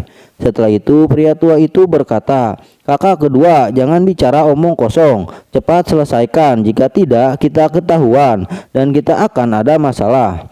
Dan tak lama kemudian Xin Li pun diserang kembali oleh fireball dengan cukup besar. Tetapi dengan sangat mudah Xin Li mengcounter fireball itu dengan langsung menyerang pria itu. Walaupun pria tua itu menggunakan pelindung Reiki, panah air Xin Li dapat menembus pelindungnya dan membuat pria itu mendapatkan luka yang cukup besar. Sementara itu pria muda, teman dari pria tua, ditekan oleh tumbuhan merambat Xin Li, dan ia pun baru menyadari bahwa skill Hawkeye itu bukan hal yang mengerikan, tetapi waktu proses mantra yang sangat cepat. Akan tetapi tanpa memberi kesempatan pria muda itu melawan, dengan cepatnya Xin Li melancarkan serangan terakhirnya kepada pria muda itu, dan seketika pria muda itu tewas. Dan setelah melihat pria muda itu tewas, dengan ketakutan pria tua itu memohon untuk tidak dibunuh, dan ia pun meminta maaf karena ia salah. Akan tetapi karena MC kita anti naib, dengan cepatnya Xin Li membunuh pria itu. Dan setelah itu Xin Li pun harus segera pergi dari tempat ini karena ditakutkan semua orang datang dan menjadi masalah ke depannya. Tetapi di saat akan pergi, seketika Xin Li melihat kantong penyimpanan dari pria tua, dan dengan cepatnya Xin Li mengambil kantong penyimpanan itu. Setelah itu Xin pun beralih di sebuah penginapan. Terlihat kini Xin Li sedang meneteskan darahnya ke atas penyimpanan itu. Dan dikatakan tas sihir atau tas penyimpanan adalah sejenis roh penyimpanan yang memiliki ruang penyimpanan cukup besar dan dapat menyimpan banyak barang. Dan untuk menguasai tas sihir itu harus diteteskan dengan darah dari pemiliknya. Dan tetesan darah itu disebut tetesan darah Tuhan. Dikarenakan Xinli sudah menerobos lapis ketiga, maka untuk melakukan tetesan darah itu akan sangat mudah. Dan tak lama kemudian tas sihir itu pun sudah dapat dibuka dan di dalamnya terdapat ramuan obat, buku latihan, buah puente, dan potongan batu spirit rendah. Dan tak lama kemudian Xinli pun berpikir dari kejadian ini yang harus dilakukan ke depannya. Pertama, ia harus menganalisa diri dan menyimpulkan pengalaman yang dia dapatkan. Dan jika membuat kesalahan yang sama kembali, maka 100 nyawa pun tidak akan cukup menebusnya. Dan karena itulah Xinli bergumam, jadi aku akan mengingatnya dan juga aku tidak akan percaya dengan orang asing. Setelah itu keesokan harinya Xinli pun mengelilingi kota kuno Sang Yuan. Tetapi ia dikejutkan dengan seseorang yang terkejut dengan harga pil pengumpul energi menengah seharga 13 batu spirit. Dan orang itu pun membandingkan harganya kepada penjual itu dengan harga pil itu hanya 10 batu spirit di pasar gelap. Akan tetapi si penjual tetap bersikukuh menetapkan harga 13 batu spirit. Apabila tidak mau, si penjual menyuruh orang itu pergi saja ke pasar gelap. Dikarenakan Xinli membutuhkan batu spirit, ia pun menyapa kedua orang itu dan dengan senang ia menawarkan pil pengumpul energi kepada orang itu. Lalu orang berambut kuning menanggapi dengan menanyakan harganya. Setelah bernegosiasi tentang harganya dengan bersedih, Xinli berkata, 11 batu spirit tidak bisa lebih rendah lagi dan pil ini adalah tingkat menengah. Jika setuju, aku akan menjual semuanya. Orang berambut coklat menyetujui dengan harga yang Xinli tawarkan dan ia pun membeli pil energi sebanyak 4 buah. Dan juga pria itu menawarkan kembali ke Xinli apabila ingin menjual lagi, datang saja ke Dindon Chen nomor 9 Yunji siang karena pria itu tinggal di sana. Setelah berhasil menjual pil, mereka bertiga pun berpisah. Lalu Xinli pun berpikir untuk menghasilkan batu spirit terlebih dahulu untuk bertahan hidup dan ia pun mempunyai rencana karena skill astrolab dapat memurnikan pil. Maka Xinli berpikir membeli pil dengan harga murah dan lalu ia murnikan dan ia dapat menghasilkan keuntungan yang besar dengan menjualnya. Tetapi pikiran Xinli dialihkan oleh sebuah teknik buku gerakan 5 elemen. Tetapi sayangnya teknik ini hanya bisa dipelajari saat Xinli berada di lapis keempat. Dan teknik ini juga tidak lebih bagus dari gaya Jiang keluarga Xin. Setelah itu Xinli pun menyadari kembali apabila ingin menjual barangnya, ia harus mencari petunjuk tentang jual beli di kota ini. Sedangkan di kota kuno Sang Yuan terdapat wilayah perkotaan dan bahkan di pusat kota terdapat kota lainnya. Maka dari itu Xinli memastikan menjual barang-barangnya melalui pasar gelap. Dan barang-barang itu adalah sebuah run dan run ini seperti dengan ilmu spiritual. Karena orang yang mempelajari suatu cara untuk memahami alam surga dan bumi, semuanya dicurahkan ke sebuah simbol run. Dan dengan menggunakan run ini dapat menciptakan energi yang sangat besar. Setelah itu Xinli pun mengeluarkan 12 run yang telah diambil dari tas pria itu. Lalu setelah mengetahui sebuah fungsi dari run, kini Xinli mengetahui bahwa ada 9 jenis run di dunia dari tingkat 1 sampai ke 9 dan dengan sesuai 9 tingkatan, semakin tinggi tingkatannya maka semakin besar kekuatannya. Namun menurut garis besar run ada desas-desus bahwa tingkat 10 sampai 12 tingkat yang lebih kuat. Namun secara umum metode 9 run dapat menjadi 4 jenis sesuai dengan kegunaannya, yaitu run ofensif, run defensif, run tambahan, dan run jiwa. Tetapi meski 3 jenis yang dapat dipahami dengan baik, tetapi run jiwa lebih berbeda tetapi sangat dihormati, karena apabila 2 master bertarung dengan tingkatan yang sama dan satu dari mereka tiba-tiba menggunakan roh bis, maka itu pertarungan yang tidak mudah. Oleh karena itu run jiwa lebih populer di kalangan praktisi jenis run lainnya. Tetapi selain itu 12 run yang dibawa Xinli terdapat 5 run bola api, 5 run panah air, 1 run pengikat, 1 run tanah, dan 1 run pengangkat. Setelah mengetahui beberapa barang yang ada di tas penyimpanan itu dapat dijual dengan harga cukup besar, maka Xin Li bergegas ke pergi pasar gelap. Dan tak beberapa lama kemudian Xin pun beralih di kota hitam. Terlihat Xin Li sudah membuka lapak dagangnya dan ia pun bergumam, sebagian besar orang-orang di sini datang untuk mencoba keberuntungan mereka, dan ada juga orang yang bertujuan mengambil barang yang diperlukan oleh mereka. Dan tak lama kemudian setelah selesai berdagang di pasar gelap, Xin Li pun kembali ke penginapan dengan antusias dan dia langsung memurnikan pil semalaman, dan dia berhasil memurnikan 10 pil dalam semalam. Setelah itu keesokan harinya, kini Xin Li pergi ke toko obat untuk mencoba keberuntungannya menjual beberapa pil dan bisa berbisnis dengan toko obat itu. Setelah tiba di toko obat, Xin Li disambut oleh pelayan toko obat dan ia pun disapa oleh pelayan itu. Lalu Xin Li menjelaskan kedatangannya bahwa ia ingin mencari tuannya untuk membicarakan sebuah bisnis.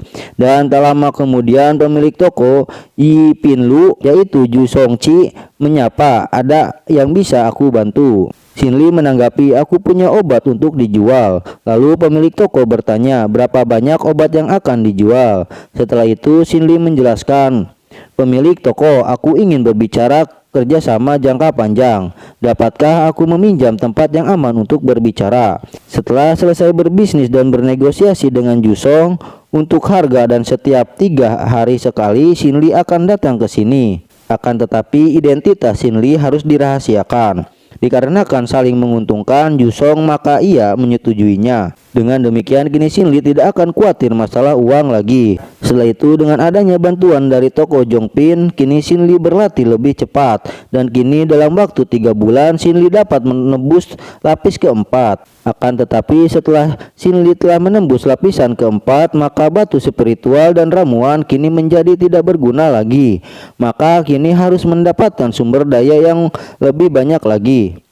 Maka dari itu Xin Li menjual teknik gerakan 5 elemen dari pasar gelap dan mengganti dengan teknik 9 pukulan dan belati yang patah. Tetapi tanpa diduga Xin Li karena tindakan kecil yang tidak disengaja mendatangkan sebuah bencana karena menjual teknik gerakan 5 elemen. Setelah itu Xin pun berpindah di pinggiran kota Sangyuan. Terlihat Xin Li sedang melatih teknik baru yang dibelinya, yaitu teknik 9 pukulan. Di saat melatih teknik 9 pukulan, Xin Li bergumam, "Yang terpenting dalam pukulan 9 arah adalah dapat disatukan. Selain itu, kondisi pena tidak terhalang dan dapat ditingkatkan. Dan juga setelah 9 pena utama disempurnakan, itu tidak dapat disatukan dengan seluruh rangkaian teknik pukulan. Dan suatu saat pasti akan ada kekurangan kecil dalam penyempurnaan teknik ini." Akan tetapi di saat Xin Li berlatih, ia dikejutkan kedatangan seseorang wanita yang berkata, "Katak danau bermata satu itu sangat licik, tapi kita punya anggota terlalu sedikit, jadi kapan kita bisa menangkapnya?" Lalu pria berambut coklat menanggapi, "Itu cukup buruk, tapi jika kita bekerja sama kita dapat menangkapnya." Tetapi pria berambut coklat menyadari keberadaan Xin Li, dan dengan cepatnya pria berambut coklat menghampiri Xin Li dan mengajak Xin Li menangkap katak bermata satu. Dan apabila Xin Li tidak tertarik, maka akan dibayar 5 batu spirit tingkat rendah. Dengan berlalu pergi, Xin Li menanggapi, "Maaf, aku tidak tertarik." Tetapi orang berambut hitam menanggapi penolakan Xin Li, "Saudara Jian, lupakan saja, lihat usianya, mungkin tidak seumuran, dan lagi kultivasinya tidak tinggi, jadi dia tidak cocok untuk ikut." Akan tetapi orang bernama Jian itu tidak menyerah mengajak Xin Li untuk bergabung, dan kini tawarannya pun ditingkatkan menjadi 5 batu spirit tingkat tinggi. Dan juga Xin Li hanya perlu sedikit membantu dan itu lebih efektif. Akan tetapi di saat Xin Li akan berlalu pergi, tiba-tiba seseorang menghentikan Xin Li. Ternyata ada 3 orang mencari Xin Li, dan orang berbaju hitam itu membawa poster yang bergambar wajah Xin Li, dan ia pun berkata, "Itu betul dia. Dan dia yang menjual gulungan itu di pasar gelap." Setelah itu dengan cepatnya ketiga orang itu menyerang Xin Li secara bersamaan. Tetapi Xin Li dengan mudah dapat menghindari, dan Xin Li pun menanggapi, "Woi, apa yang kau katakan? Aku tidak mengerti." Akan tetapi Xin Li pun bergumam dalam hatinya, "Sialan, aku ceroboh, aku seharusnya tidak menjual teknik langkah 5 elemen." Sementara itu pria berbaju hitam itu langsung menyerang kembali Xin Li.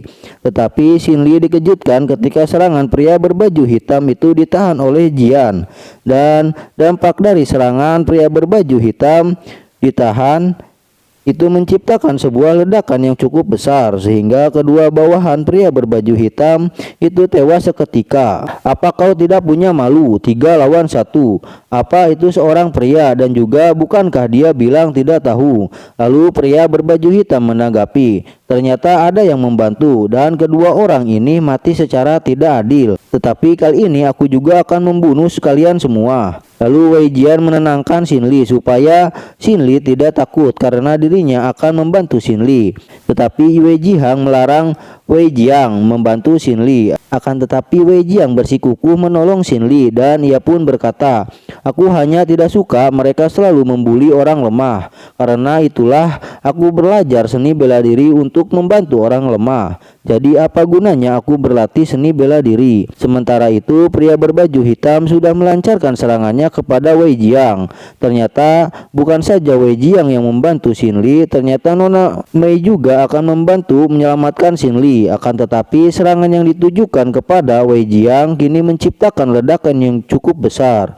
Dan sontak saja itu membuat Nona Mei menjerit, memanggil Wei Jiang dengan sangat bersedih. Sementara itu pria berbaju hitam itu dengan tersenyum ia menyangka serangan itu mengenai Wei Jiang dan ia berkata, "Sekarang kau terbakar menjadi abu." Akan tetapi pria itu dikejutkan. Tiba-tiba Xin Li sudah berada di depan dirinya dan langsung melancarkan serangan pukulan 9 arah. Tetapi serangan itu tidak berdampak banyak kepada pria itu, hanya saja pria itu terdorong ke belakang sangat jauh.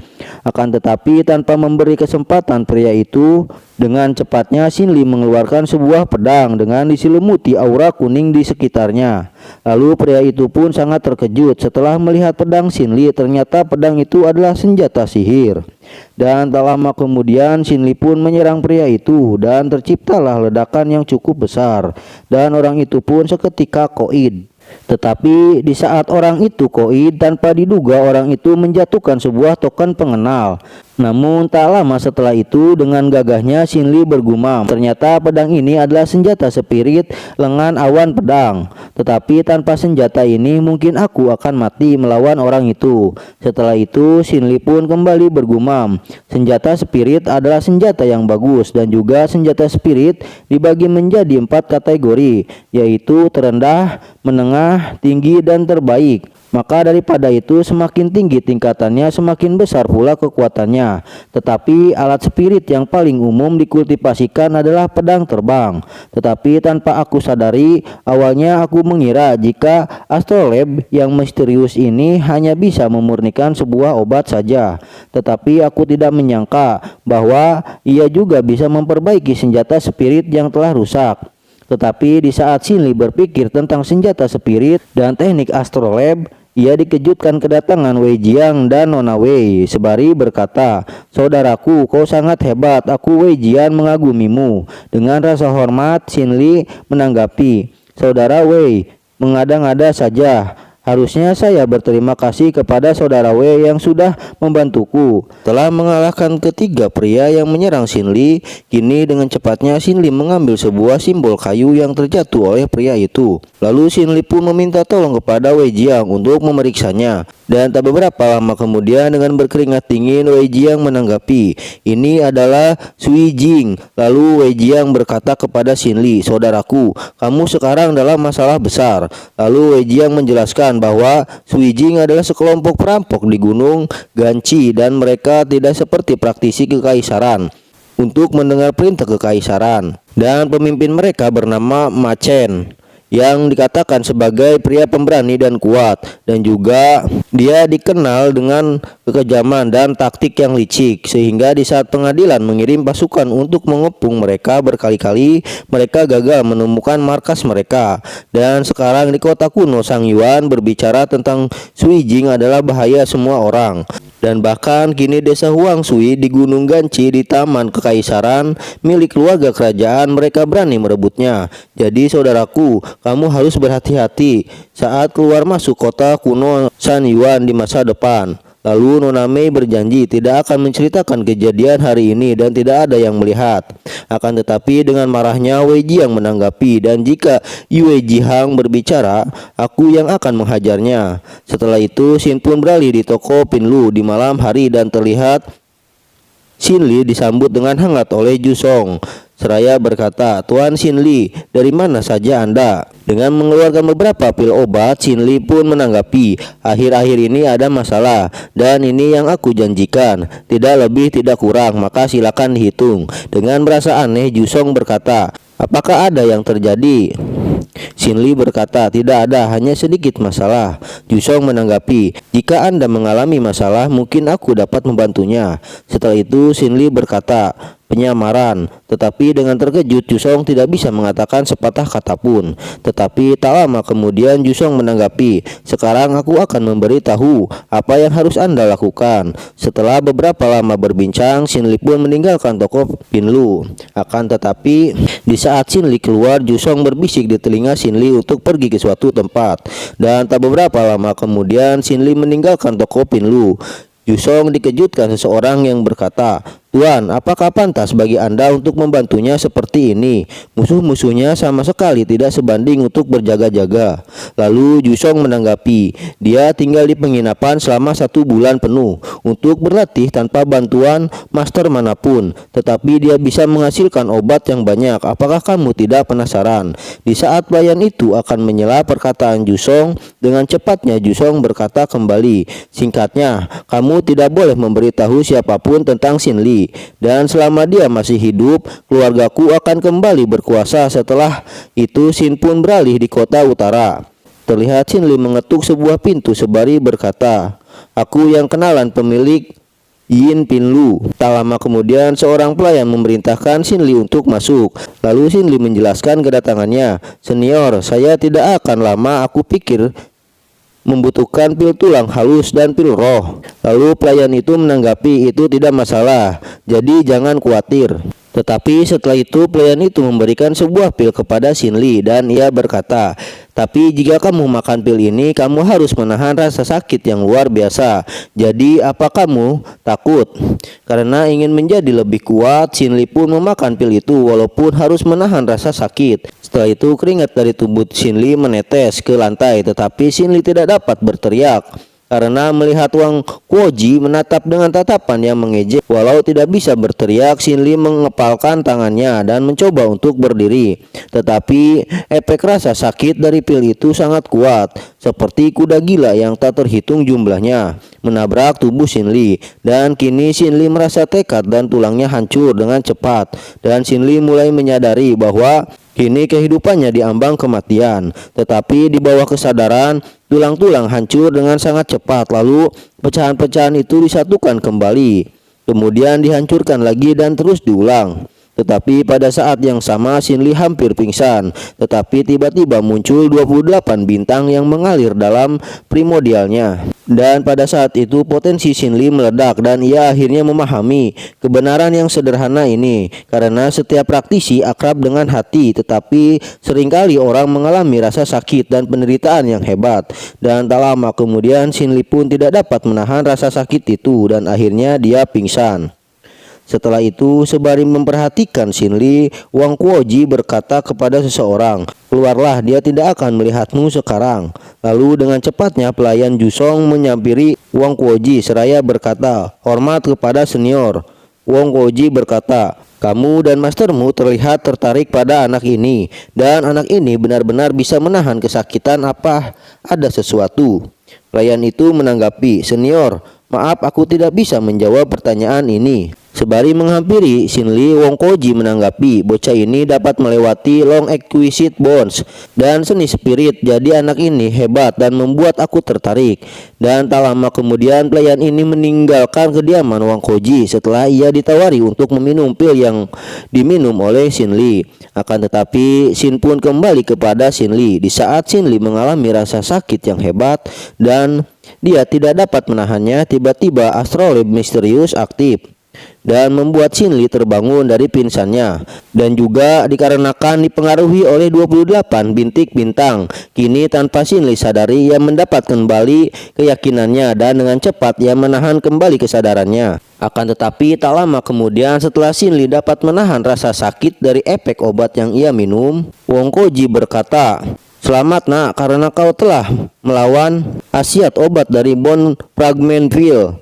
Jadi sekarang aku akan memberikan Linglong Yibon Jue untukmu, dan kau sekarang harus bersila dan berkonsentrasi." Setelah itu Wong Koji menjelaskan bahwa khasiat pil ini adalah efek dari mantra magis menjadi tidak terbatas, dan ikuti rumus fisikisku untuk menjalankan kekuatan spiritual. Dan tak lama kemudian setelah menuruti apa yang diperintahkan Wong Koji, dengan seketika aura biru keluar dari badan Xin Li. Kemudian Wong Koji akan mengajari kembali skill pertapaan spiritual. Dan setelah tulang-tulangmu dipulihkan, kau dapat mengubah penampilanmu sesuka hatimu. Dan setelah itu aura di tangan Wong Koji dihentakkan ke punggung Xin Li. Setelah itu Wong Koji pun meninggalkan Xin Li.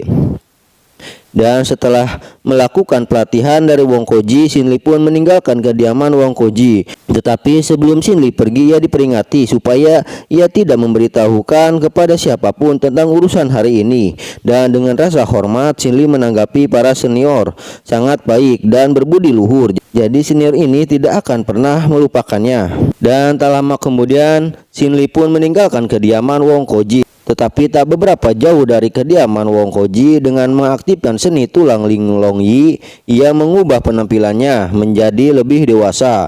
Setelah urusannya terselesaikan, Xin Li pun berniat kembali ke penginapan untuk berlatih teknik penyembunyian spiritual untuk menyembunyikan aliran Qi.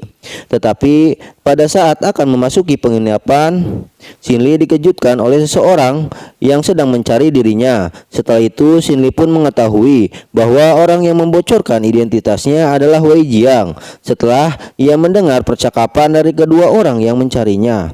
Dan setelah kedua orang itu pergi, dengan kesalnya Xin Li bergumam, "Ternyata itu Wei Jiang, dia mengkhianatiku. Tanpa diduga dia tampak seperti pria yang jujur dan berjanji kepadaku tidak mengungkapkan. Tetapi hanya 1 hari sebelum dia mengkhianatiku.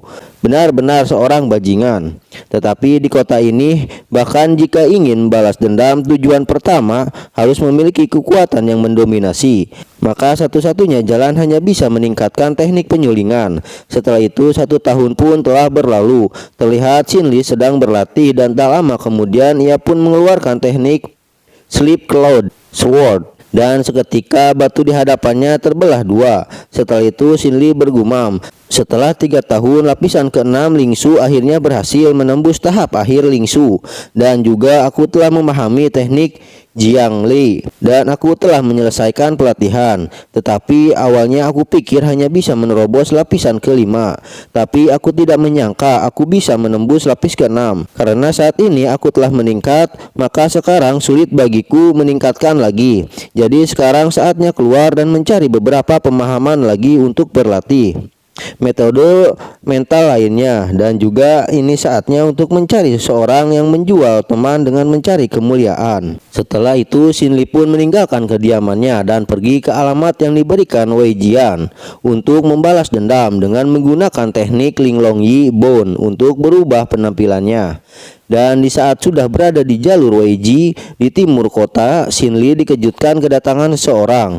Ternyata seseorang itu adalah Wei Jiang dan Yue Jihang. Terlihat Wei Jiang sedang mabuk dan ia berkata, "Yue Jihang, kau bajingan. Jika aku mati dan menjadi menjadi hantu, aku tidak akan membiarkanmu pergi begitu saja. Akan tetapi tanpa diduga, Yue Jihang menendang Wei Jiang hingga tersungkur dan ia pun menanggapi, dasar kau orang gila, jika bukan karena di kota Sang Yuan, aku pasti sudah membunuhmu sejak lama.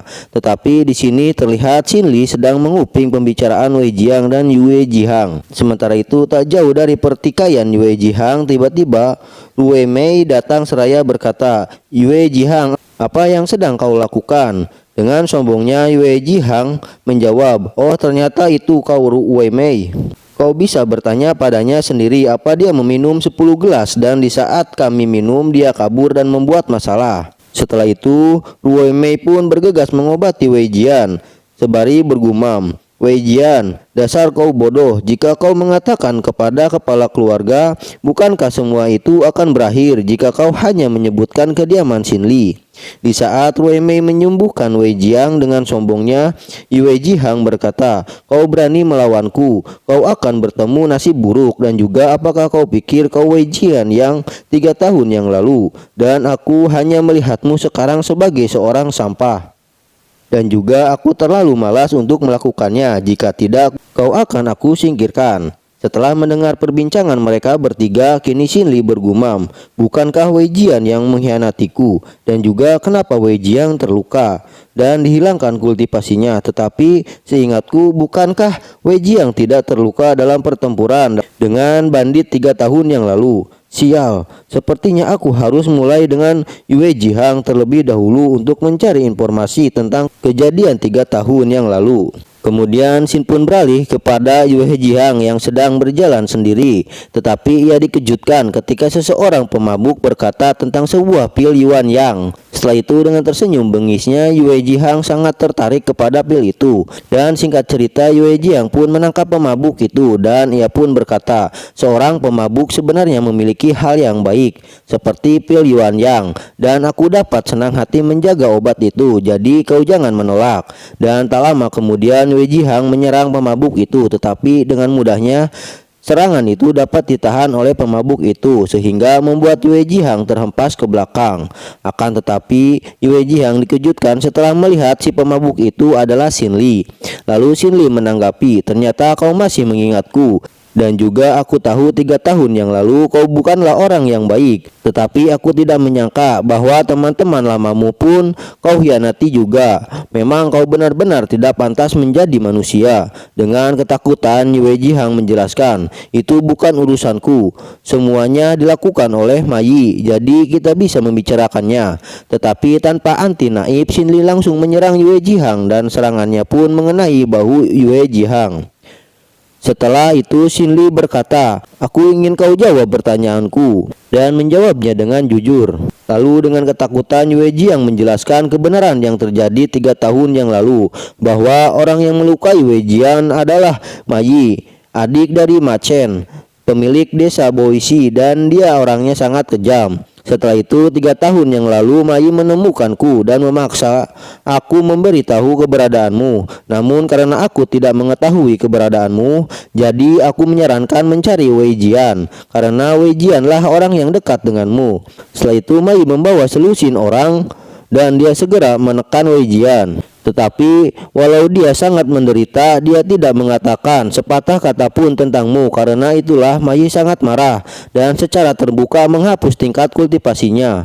Kemudian Rao Mei memohon belas kasihan, dan Ma Yi melihat Wei Jian telah kehilangan semua kultivasinya dan dia tidak repot-repot melakukannya, jadi dia mengampuni nyawanya. Namun sejak itu Wei Jian menjadi gila dan tidak pernah bangun dari tempat tidur selama setahun penuh.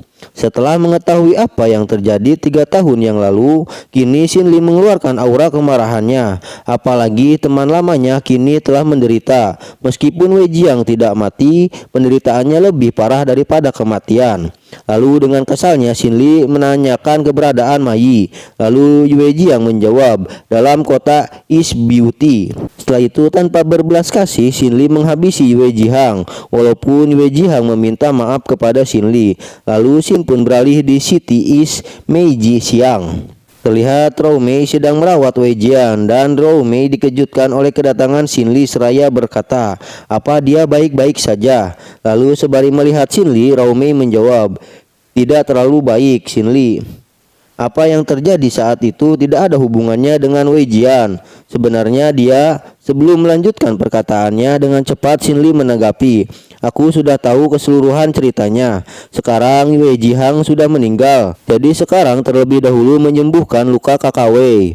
Lalu Wei Mei menjelaskan meridiannya rusak. "Dan bagaimana cara menyembuhkannya? Kalau kau tahu, dia pria yang baik dan juga tidak pernah mengkhianati teman-temannya, tetapi dia malah berakhir seperti ini. Dan juga dia sangat percaya bahwa kamu tidak meninggalkannya. Tetapi kenapa kamu datang kemari?" Setelah itu Xin Li bergegas pergi setelah memberikan tas penyimpanan Yue Jiang, dan ia berkata, "Ini adalah tas Xian Kun Yue Jiang yang berisi banyak obat yang akan membantu menyembuhkan. Sekarang aku taruh barangnya di sini, tetapi kau harus berhati-hati menggunakannya, dan juga katakan padanya, aku belum pernah ke sini hari ini." Setelah itu Xin pun beralih di sebuah kedai di kota dalam beauty house. Terlihat Xin Li dengan wajah penyamarannya, ia sedang bernegosiasi kepada pelayan kedai itu tentang keberadaan Mai. Setelah memberikan sekantung uang, pelayan itu baru memberitahukan keberadaan Mai yang sekarang telah berada di sebuah bordil. Setelah mengetahui keberadaan Mai, kini Xin Li meninggalkan kedai itu dan bergegas pergi ke sebuah rumah bordil. Dan tak butuh waktu lama, Xin Li pun sudah berada di depan pintu di mana Mai sedang enak-enak dengan seorang gadis. Di saat Mai sedang enak-enak, ia merasa kedatangan seseorang, dan tak butuh waktu lama Xin Li pun memasuki kamar itu dan ia pun berkata, "Apa kau Mai?" Lalu Mai menanggapi, "Ternyata kau mengenalku. Jadi siapa kau yang berani menerobos masuk?" Setelah itu tanpa tunggu lama Xin Li pun langsung mengeluarkan rune dan langsung menyerangnya Mai. Akan tetapi serangan rune Xin Li dengan mudahnya Mai menghindarinya. Lalu Mai berkata, "Hei bocah, siapa kau? Kenapa kau ingin membunuhku?" Tetapi tanpa basa-basi lagi, Xin Li mengeluarkan kembali beberapa rune-nya untuk menyerang Mai sembari berkata, "Apa kau ingat Wei Jian di kota Meiji siang? Pria yang cerdas dan jujur, dan kultivasinya dihancurkan olehmu. Dan apa kau tidak memikirkan hari pembalasan itu untukmu?" Setelah itu serangan kedua Xin Li pun menghampiri Mai. Akan tetapi dari beberapa serangan Xin Li hanya satu tembakan yang mengenai Mai, dan setelah itu Xin Li pun berpendapat bahwa kali ini aku harus mengeluarkan lebih banyak lagi. Setelah menerima beberapa serangan dari Xin Li, kini Mai menyadari orang di depannya adalah Xin Li. Akan tetapi tanpa memberi kesempatan Mai menyerang balik, Xin Li pun mengeluarkan lebih banyak lagi kekuatannya. Lalu ia pun berkata, "Sekarang kau harus mati di tanganku." Setelah itu semua serangan yang dikeluarkan Xin Li kini menuju ke arah Mai. Lalu dengan ketakutan melihat serangan Xin Li, Mai bergumam, "Ini terlalu banyak." Walaupun spirit dan Qi Sil itu tidak bisa menahannya sama sekali. Setelah itu serangan Xin Li pun mengenai Mai, tetapi Mai dapat menahan kembali serangannya. Walaupun dia berusaha payah untuk menahan kekuatan dari Xin Li, tetapi tanpa anti naib, Xin Li menginginkan sekarang mati di tangannya, tapi ia bergegas kembali menyerang dengan menambahkan lebih banyak serangan lagi. Dan seketika terciptalah sebuah ledakan yang sangat besar sehingga membuat Mai mati dengan seketika. Lalu setelah Mai mati, Xin Li pun tidak lupa mengambil tas penyimpanan miliknya.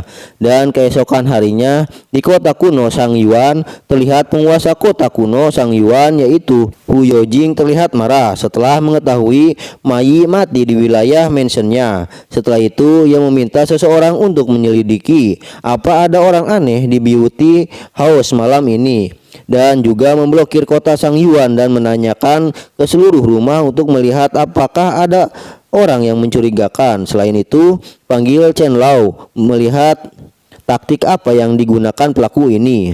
Lalu pelayan pribadi Hu Yojing yaitu yang Cheng Yanji menjelaskan, menurut orang-orang di rumah bordil, Mai berada di kamar wanita pada saat itu dan pembunuhnya menggunakan banyak rune untuk menyerang Mai. Setelah itu Chang Yanji berkata kembali, "Tuan kota, sekarang Mai meninggal di wilayah kita hari ini, dan pasti Ma Cheng tidak akan tinggal diam. Dia pasti akan datang kemari, Tuan." Akan tetapi di saat Cheng Yanji melaporkan semua analisanya, tiba-tiba seseorang pelayan melaporkan bahwa ketika Hall Master terbunuh, dia telah memanggil pembunuh itu dengan nama Xin Li. Setelah itu dengan perintah Hu Yojing untuk menutup kota, maka rumor Beauty House menyebar perlahan. Dan sekarang Xin Li benar-benar akrab dengan dunia luar dan tidak merasa takut sama sekali. Setelah itu, setelah mengambil tas Xian Kun milik Mayid, akhirnya Xin Li memiliki kesempatan membuka dan melihat isinya. Ternyata isi tas Xian Kun milik Mai ada 5 botol pil obat, 1 senjata suci, dan 1 gulungan rahasia yaitu Jian Yang Gang Jin.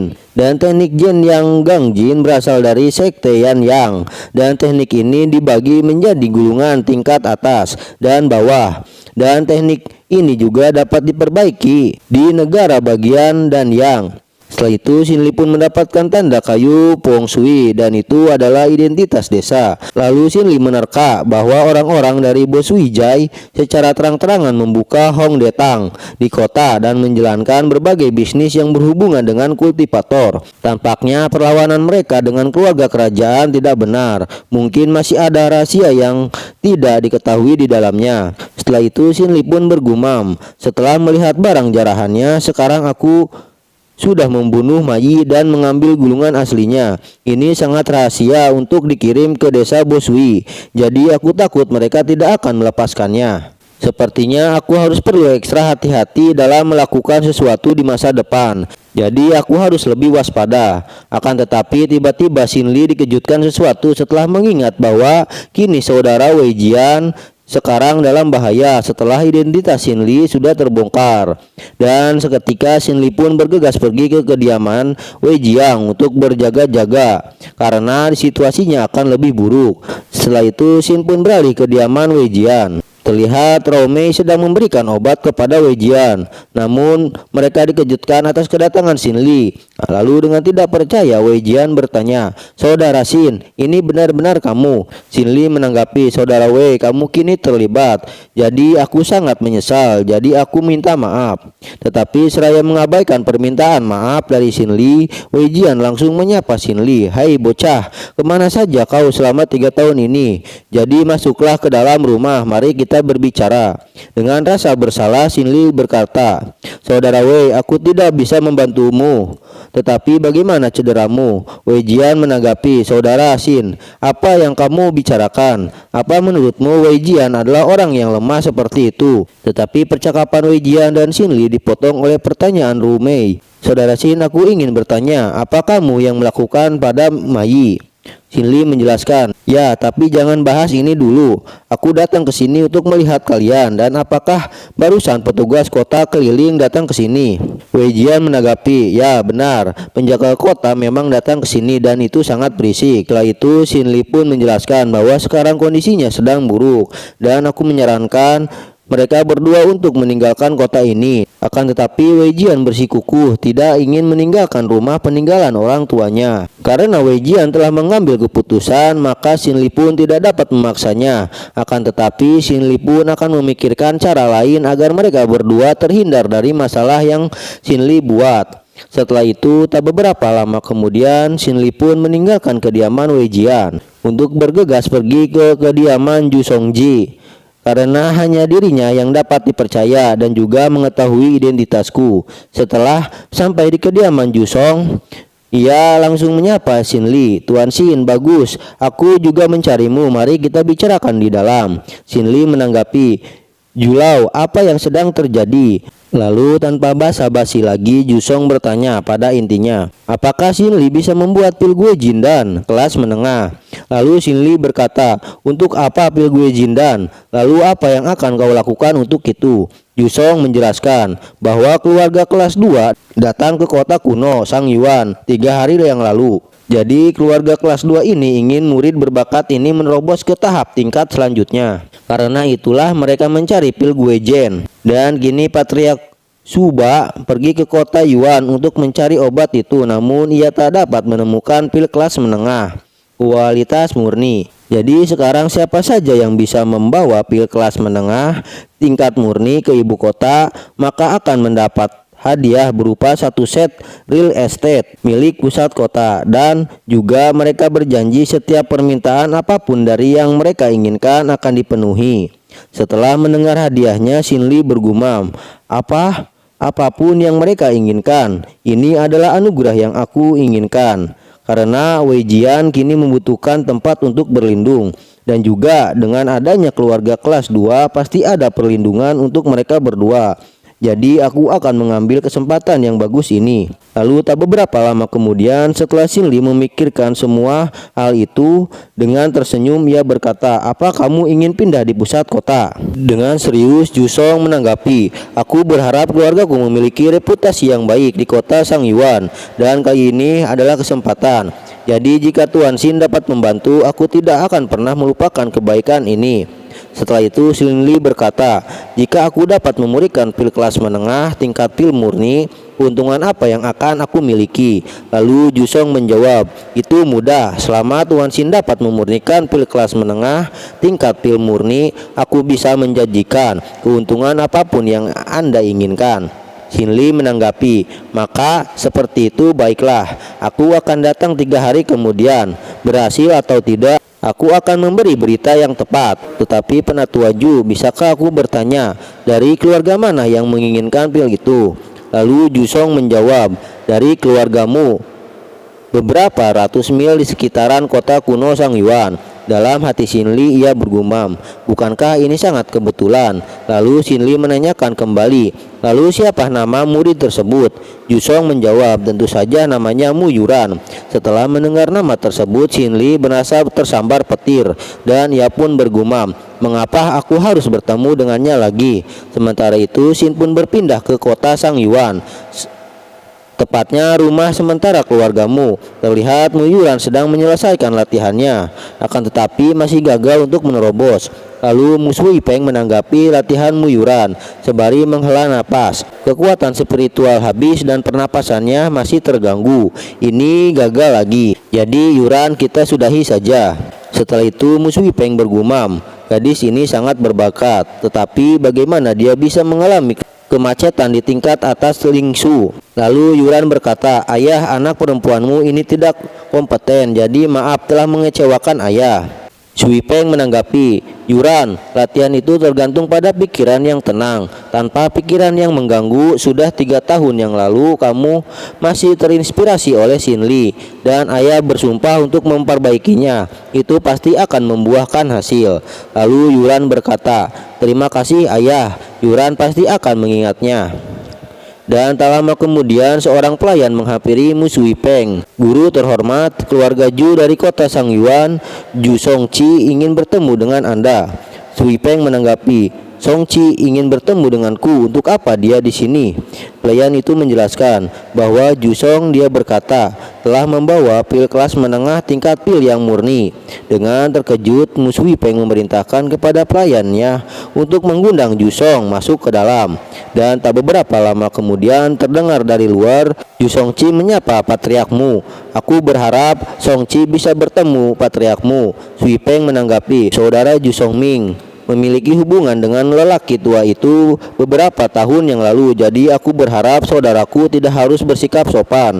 Jadi silakan duduk. Lalu Sui Peng menunjuk ke Shinli sembari berkata, tapi aku tidak tahu siapa orang ini. Jusong menanggapi, patriarkmu, di sini hari ini aku hanya perantara dari master ini yang membuat pil murni dari kelas menengah, dan nama belakang pria kecil ini adalah Lei. Lalu Shinli memberi hormat kepada patriarkmu. Setelah itu Mu Sui Peng pun berkata, dapatkah Anda menunjukkan pil kelas menengah tingkat pil yang murni, dan biarkan aku memeriksa terlebih dahulu. Lalu seorang pelayan mengambil sebuah kotak yang berisi pil dari Shinli. Setelah itu Mu Sui Peng pun melihat pilnya yang berada dalam kotak kayu itu. Setelah dipegang, pil itu mengeluarkan sinar kuning. Lalu Mu Sui Peng bergumam, bentuk pil benar-benar transparan, dan juga aroma pil yang tersisa mengelilingi sinar, dan aura pil menyinarinya. Jadi ini benar-benar pil menengah. Sementara itu dengan hormat Shinli berkata, patriark telah mengujinya, jadi apakah patriarkmu masih puas? Dengan tertawa Mu Sui Peng berkata, ini sangat puas saudara Li. Tuan Li benar-benar luar biasa dan aku yakin ini pasti sulit, bukan? Lalu Xin Li bergumam, emang benar-benar tidak mudah, tetapi aku bisa memurnikan pil ini dalam 3 hari. Tetapi karena pemurnian yang gigih, aku dapat menghancurkan belenggu realm atau tingkatan. Jadi aku sekarang berada di tingkatan Yuan Shen, tahap sempurna Jingji. Jadi sekarang kesempatanku telah tiba. Setelah itu Xin pun berakhir. Terima kasih atas dukungannya. Bye bye.